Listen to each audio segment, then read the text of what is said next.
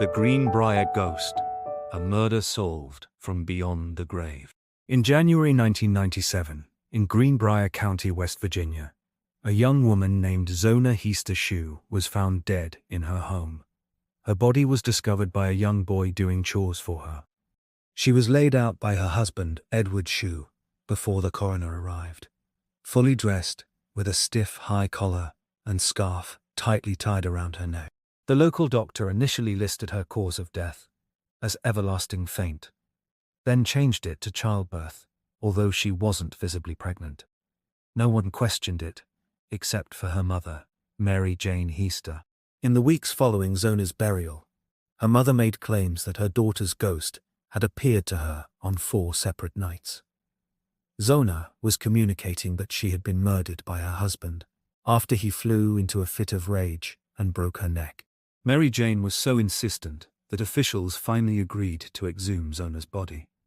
Upon examination, the doctors found that Zona's neck had indeed been broken, her windpipe crushed and neck dislocated between the first and second vertebrae.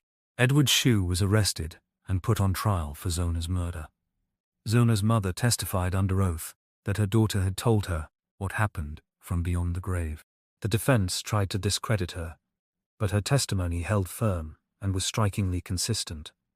Ultimately, the jury believed her, and Edward Shue was convicted of murder and sentenced to life in prison, where he died 3 years later. This was one of the first known cases in history where a ghost's testimony played a crucial role in a real murder trial, leading to conviction. The Red Barn Murder. Maria Martin was a 25-year-old woman in rural Suffolk who had fallen in love with a man named William Corder, the charming son of a local farmer. They had a child together out of wedlock, which was scandalous at the time. William promised to marry her and told her they would elope to Ipswich, where they'd secretly wed. He told her to dress in disguise and meet him at the Red Barn, an isolated farm building on his father's property. That was the last time anyone saw Maria alive. After Maria vanished, William Corder claimed that she had gone ahead to Ipswich. Then he later said she moved to London and suddenly married someone else. Meanwhile, Maria's family grew suspicious. Months after Maria's disappearance, her stepmother, Anne Martin, claimed she began having repeating, vivid dreams over several nights. In the dreams, Maria appeared, pale and distressed. She said she had been murdered by William Corder, and her body was buried beneath the floor of the Red Barn. Anne described the same vision over and over: the location, the manner of death, the exact burial spot. It was so specific and persistent, the family couldn't ignore it. So in April 1828, Maria's father went to the Red Barn and dug under the floorboards. What he found was horrifying. A decomposing body in a green sack, wearing clothes that matched Maria's. William Corder had fled to London and married another woman. He was arrested, and during his trial, the ghostly dreams were mentioned publicly. The location of Maria's body matched Anne's description exactly. He was found guilty for the brutal stabbing and shooting of Maria, and hung in front of thousands of spectators. Corder's skin was then tanned and made into a book cover, and his skeleton was displayed for over 100 years. Maria's story became legend, the murder in the Red Barn, in plays, songs, and newspapers. The Ghost of Teresita Bassa. This case sounds like a horror movie, but it happened, and it helped solve a real murder. Teresita Bassa was a quiet, intelligent respiratory therapist at a Chicago hospital. On February 21st, 1977, firefighters responded to a blaze in her apartment. They found her body brutally murdered and a mattress deliberately set on fire to hide the crime. There were no leads or suspects, so the case went cold. Months later, Dr. Jose Chua, a fellow hospital worker, approached detectives with something unbelievable. He claimed that his wife, Remy, had begun slipping into trance-like states, speaking in a different voice. She began identifying herself as Teresita Basa, the murder victim.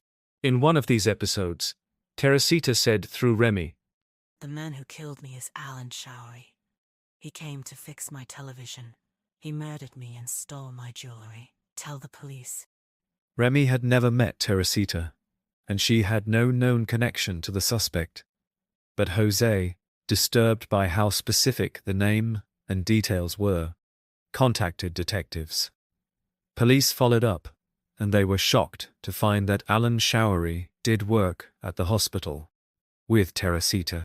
He had, in fact, visited her home around the time of the murder. Even more shocking, detectives visited Showery's girlfriend and found Teresita's stolen jewelry in her home. When confronted with the evidence, Showery confessed. He had gone to rob Teresita, killed her, and set the fire to cover it up. He was subsequently convicted of her murder. The only reason police even looked into Showery was because of the ghost of Teresita speaking through Remy.